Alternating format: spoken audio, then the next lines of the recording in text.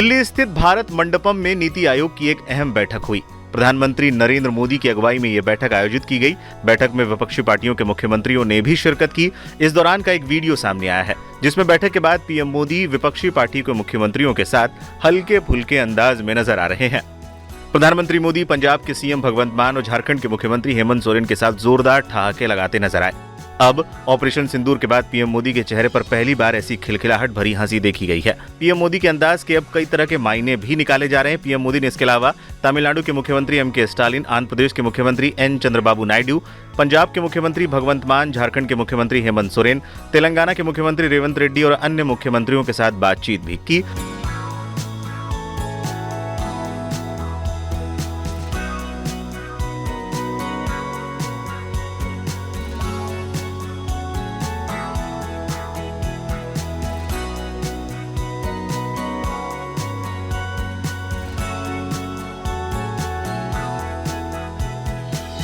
विकसित भारत कैसे होगा, इस विषय पर चर्चा हुआ।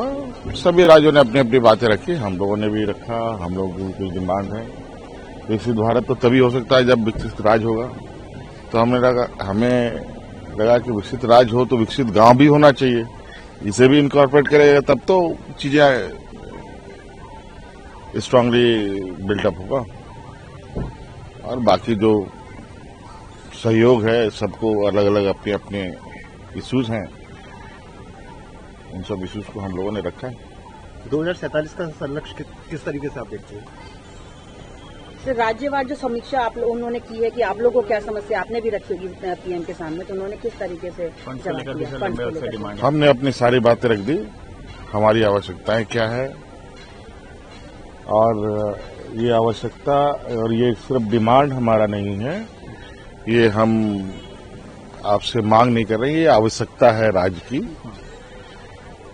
और अगर विकसित भारत की बात हम करते हैं तो उस आवश्यकता को सबकी आवश्यकताओं को पूरा करना पड़ेगा। सेंटर की तरफ सर पूरा सपोर्ट दिया गया। हाँ, देखिए, बात सब लोगों ने रखा है। अब इस विषय पर जो छन के आएगा बात, उसके बाद जब रिपोर्ट तैयार होगा उसके बाद पता चलेगा।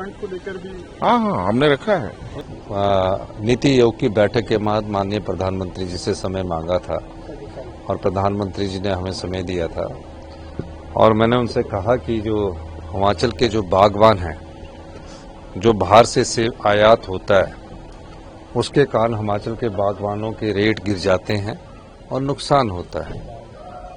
और तुर्की से और अजरबैजान से आने वाले सेब पर प्रतिबंध लगाने की बात की जाए, तो उन्होंने कहा कि हम इस पर जो भी अभी फसल आएगी, हम ऐसी कोशिश करेंगे कि हिमाचल के बागवानों को नुकसान ना हो और किसी प्रकार से जो बाहर का सेब है, क्योंकि कुछ एग्रीमेंट्स होते हैं उसके अनुसार वो बात करेंगे, उसको हम कम करेंगे।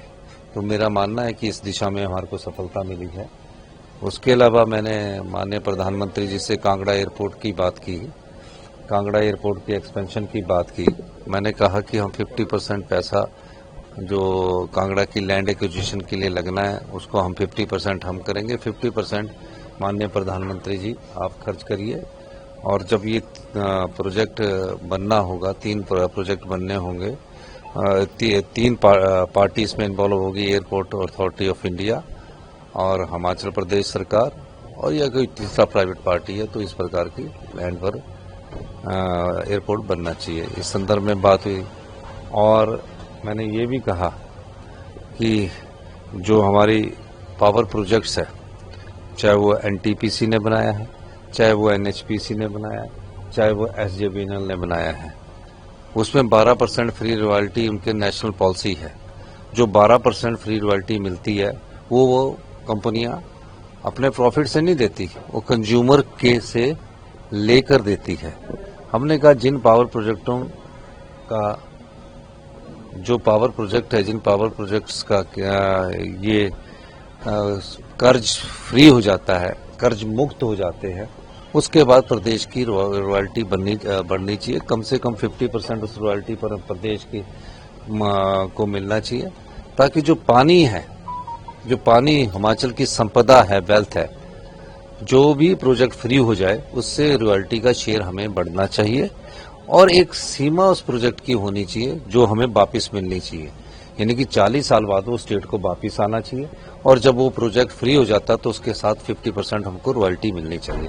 इस दिशा में मैंने प्रधानमंत्री जी से व्यक्तिगत तौर से मुलाकात भी की है और निश्चित तौर पर हमारी बातों को गौर किया जाएगा और आने वाले समय में हमने ये चाहेंगे कि इन चीज़ों पर वो गौर करें। तीसरा जो हमारा फाइनेंशियल स्ट्रक्चर्स है और फाइनेंशियल स्ट्रक्चर्स में जिस प्रकार की डिसिप्लिन की बात है और हमने कहा कि आप इस समय हमारी स्टेट रिफॉर्म से गुजर रही है, आप हमारी आर्थिक स्थिति ठीक नहीं है, आप कृपा करके हमें कुछ फाइनेंशियल असिस्टेंट भी दीजिए और निश्चित तौर पर हमने ये बातें उनके सामने रखी। नीति आयोग में भी मैंने यही कहा था और उसमें आरडीजी कम हुई है और हमें जो प्लानिंग कमीशन के पास हमने ये कहा कि जो हमारी फॉरेस्ट लैंड है वो 68% है और जो फॉरेस्ट कवर है 28% है, तो हमें सिर्फ जो उसके पॉइंट्स जो होते हैं पैरामीटर्स के हिसाब से फाइनेंस कमीशन के, उस पॉइंट्स के हिसाब से हमने कहा कि हमारे साथ जस्टिस नहीं हुआ। ये बात किसी ने 20-25 साल से उठाई नहीं थी